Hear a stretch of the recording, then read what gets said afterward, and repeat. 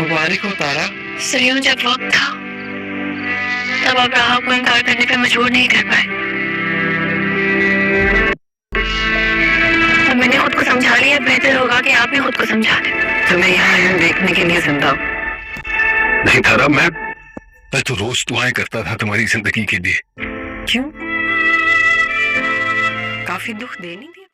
अस्सलाम वालेकुम दोस्तों, आज की वीडियो में हम बात करने वाले हैं माँ एपिसोड 35 के बारे में, जो ग्रीन टीवी इंटरटेनमेंट पर नशर हुआ है। इस एपिसोड में कहानी ने एक नया और हैरान कुन मोड़ लिया है, जिसने नाज़रीन को काफ़ी हैरान कर दिया है। इस एपिसोड की शुरुआत ही काफ़ी जज्बाती अंदाज में होती है। घर के हालात पहले से ज़्यादा पेचीदा होते जा रहे हैं और हर किरदार अपनी मुश्किलात में उलझा हुआ नज़र आता है।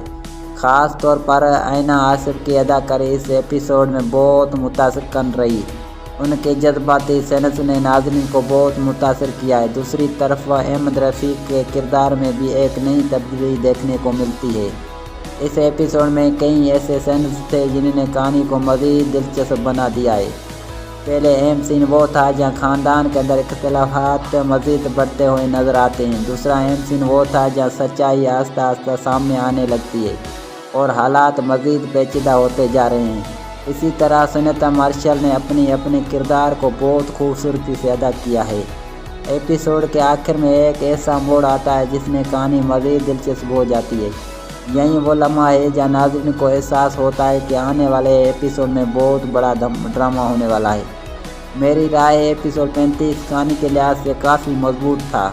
अदाकारी, डायरेक्शन और सेंस बहुत अच्छे थे और यही वजह है कि ड्रामा नाज़रीन में बहुत मकबूल हो रहा है।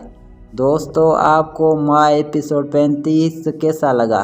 कमेंट में ज़रूर बताएं। अगर आपको ऐसी ड्रामा रिव्यू वीडियोस पसंद है तो वीडियो को लाइक करें और चैनल को सब्सक्राइब करें, ताकि आपको मज़ीद ज़बरदस्त ड्रामा रिव्यूज़ मिलते रहें। Thank you.